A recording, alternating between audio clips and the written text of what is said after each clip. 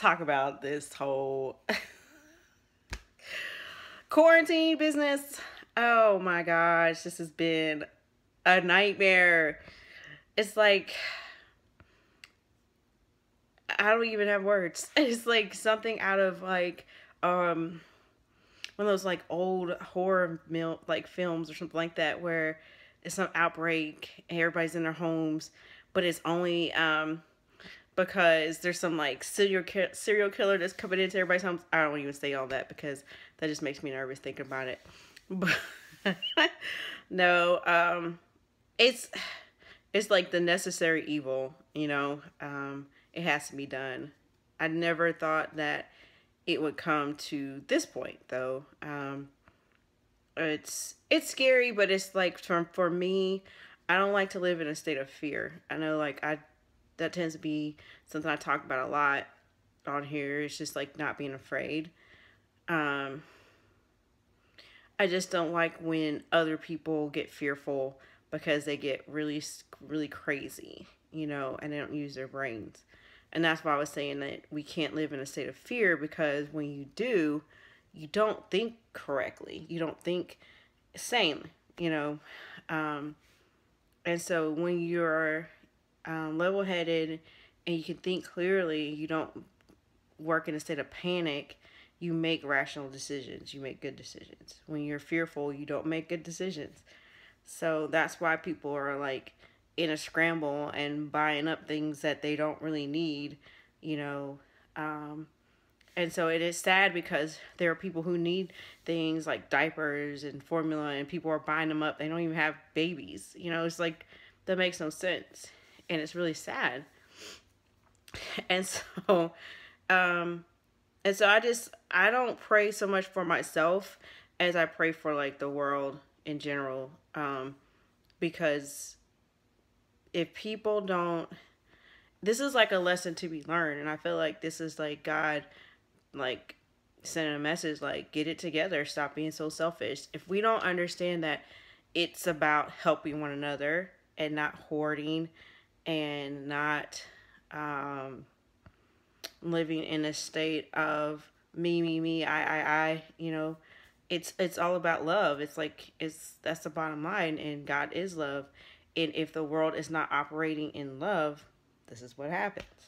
So it's like, and I'm not trying to like generalize it or minimize it. I'm just saying it's like, these are times like when we had 9/11, things like that. I will never forget that day, because it was my best friend's birthday and we were going to go to chapel together, and I didn't know what was going on that day. And I heard, it was crazy because, I mean, I was getting ready. I was listening to the radio. I mean, because like social media was not up and popping like it is now. And so when I was in the car, I was listening to the radio and they were talking about it, but I had no idea what they're talking about. I'm thinking they're talking about, like, I thought it was like people reminiscing about Pearl Harbor. I was like, oh man, this must be the anniversary of Pearl Harbor or something. That's what I thought they were talking about.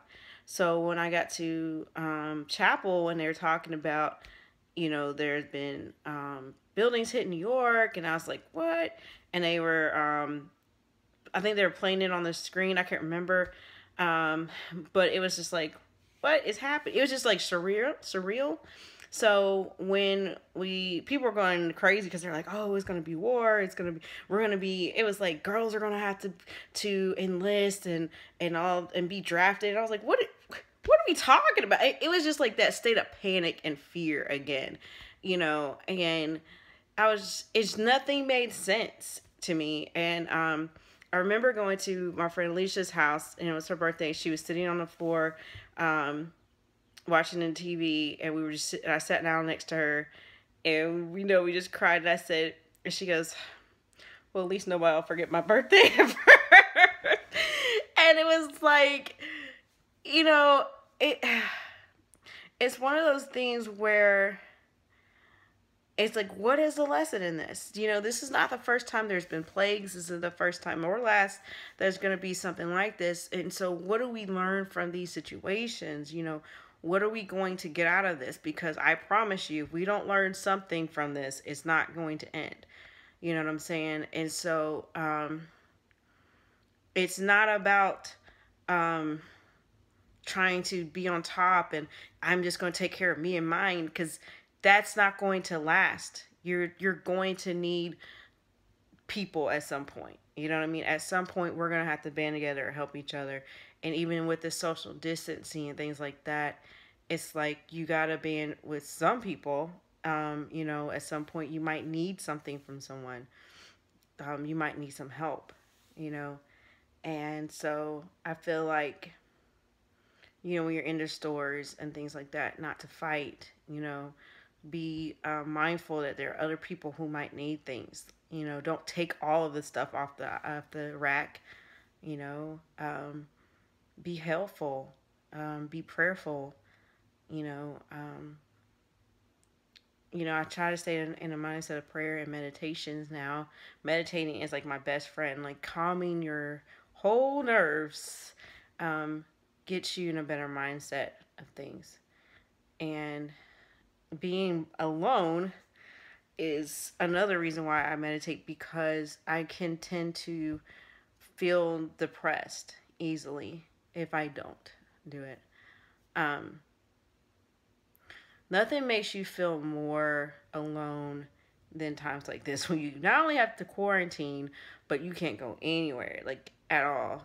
Before, when you're just by yourself or alone, you could go to, a club, you can go to a bar, you can go to a restaurant, to the movies. You can do things and be around people and not feel lonely. But at this point, it's like you can't do nothing, you can't go nowhere.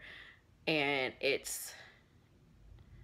that's that's the scary part to me. It's not the outbreak. It's not the virus and catching it, not catching it, not having food, not having food. It's the, I don't know. I'm like, I just ate. It's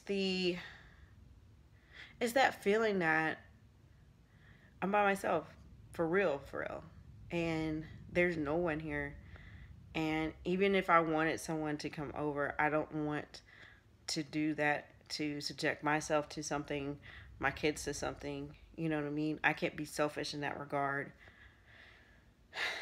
And nothing makes you notice the fact that you don't have anybody is in moments like this. And it's sad. It's like, crap, man. It's getting warm, so I was planning on get out more. I was planning on doing other, more outdoorsy things, or going out and being amongst the people.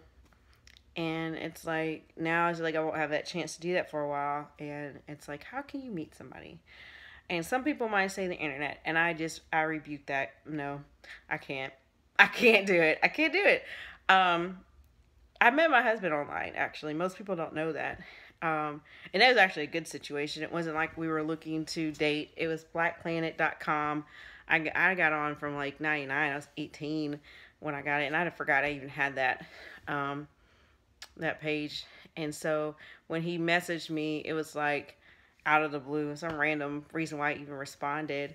But um, but we just messaged each other, and it just came to be like, how are you? What are you doing? What do you like? And things like that. It was nothing major. I was actually crushing on some other guy at school. And so, I don't know. It just wasn't, I don't know. It just wasn't so rampant like it is now, where that's where people go to hook up, or, whatever they're trying to do. My thing is, it's just like, it's too many catfish out there. I just I don't trust people. I know it's sad to say, but I don't trust people. Not anymore.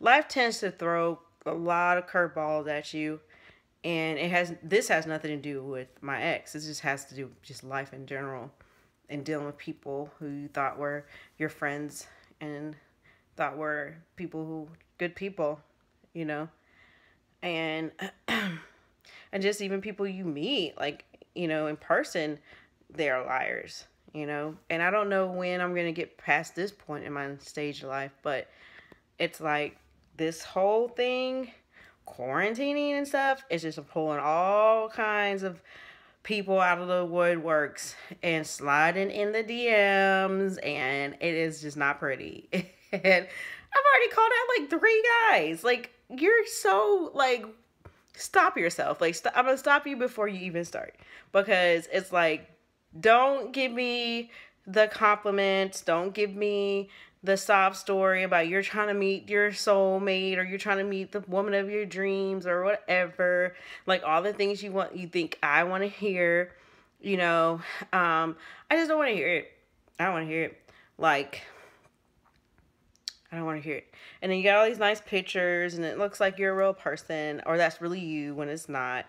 Because as soon as I ask, okay, so let's FaceTime, or or send me a selfie, like immediate selfie. You know what I mean? Like, not where you have to look through a slide of pictures and things like that. And I want it to be like what you're doing right now. Because I was this close to put my name like on a piece of paper. Like, I think I saw on Catfish. Yeah, do that. So my thing is, if you hesitate, like if you are texting me, or messaging me on whatever social IG or whatever, consistently, and there's a long pause of time and break in between me asking you about the video or me asking you about the selfie, you're a catfish, period.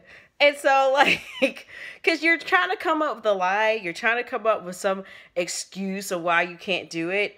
And it's so funny when they do, because it's like, I've just had all these instances, and it's like, every time I'm just like, so you can't do it? You don't see how you looking real suspect right now? And like, one guy was like foreign, and he couldn't even like curse me out correctly, and I just thought that was funny. So I was just a jerk. I'm like, so you didn't say that correctly, for one, and two, you're a catfish, so goodbye. And it's just like, and then he said he blocked me, he was blocking me, and then he messaged me like the next day. And I was like, wait a minute, did you say you blocked me? Like, why are you messaging me? And he didn't say anything back. And it's just like, come off it. Like, oh my God, like, people like that, like, oh my God, they just infuriate me. And it's just like, they get mad when you expose them. I'm like, you wouldn't be mad at me. Like, why would you be mad? If you were being honest and real, you wouldn't be mad. So you know, you're like, anybody that's lying, or anybody that's like dishonest or anything like that, keeping things, like when you expose them, they get upset because they know they're being exposed, and they're angry because they've been exposed. A person that is not lying, they have no reason to be upset. They have nothing. If they haven't done anything wrong, they don't have anything to be mad at, you know? And so they'll be like, well, I'm sorry you feel that way. That's not the case, or whatever. You know what I mean? They won't get mad. So if a person, when you like out them on something and they get super mad, they're lying. You know what I mean? They've been lying. And so it's like, they've been exposed, and that's where it comes from. And so it's just like 3 different times this happened in the last couple of days this week. And I'm just like, what is happening? God, please. I know that I mentioned like being lonely or being alone, but I'm not that lonely. I'm not desperate. Like, it's not that deep. I will be alone before it's just like, if it's not the right person, it's just no point in even like going there. I'd rather be alone for the rest of my life and be happy. You know what I'm saying? Because nothing is worse than when you're miserable and you're with somebody just for the sake of being with somebody. It's just not worth it. It's not. Your sanity, your peace of mind, like,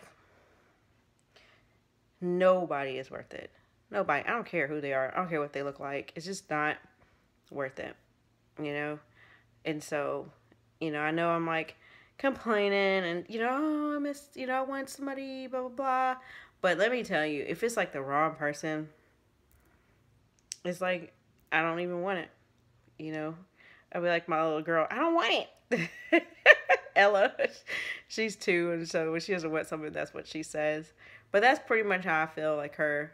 there's just like I feel like there's a lot of things that I need in my life, and I know that I need. And in order for me to manifest those things, I have to get over a lot of stuff. In order for the right person to come into my life, I have to let go of my past, which is why I'm doing this, because it's really helping me. I don't know who it's helping, at this point, but it's really helping me because it helps me talk through my issues, and I can always go back and look and see, okay, I'm progressing, like I'm getting better, and sometimes some people just need an outlet, to get through things. And so for me, it's more like talking things out helps me process. And by this processing, I'm able to heal, so I can get through, and so I can move past my past, and so that I can be at a good place to meet somebody eventually. And so, and if I need to learn that during this whole quarantining business, and eventually when we're able to break free, it'd probably be summer by then, which would be crazy. Um, Hopefully I'll be ready by then. It'll be fun to, finally be free of the burden and the of having a broken heart. So, and yeah, it's just like, and it's not just with the ex-husband, it's just like, just the past guys that have come into my life have been losers. And I'm just trying to process that not all men are like that. And it's hard for me to see if a person is not like those guys. At this point, I couldn't pinpoint the right person at all. I mean, like the Prince Charming himself could come see me and knock on my door, and I'd probably be like, okay, you're the devil, no. Because I just not in the right state, and I'm actually honest with myself enough to say that, like, I'm just not at that place. Like, I'm not. I would love to be at that place, but I'm not at that place. Because I can't take guys seriously. Like, I can't, like, I wouldn't even know if he's being genuine, because I would be thinking that he's trying to run game, and that's not healthy, and that's not cool, and that's not fair to whomever might want to come in my life. We got to be on the same vibrational level of positivity and stuff, and I'm just not healed right now, and so that just wouldn't be good for whomever. It wouldn't be good for myself. I wouldn't want to mess something up before I even had a chance to take off. So I'd rather be healed and ready for the right person than to be kind of healed and then mess things up. So, because that would be devastating, and that would set me back like so far. So I don't need that to happen. But yeah, so these are my little ponderings for today. I'm sure there'll be a lot more videos because I am super bored and I'm tired of grading papers and grading essays, grading my students' work, and answering a million questions. So, but I'm grateful because I do have a job, and some people have lost their jobs in all of this. So you always got to find a silver lining. You always got to find what the good is, because the good always outweighs the bad.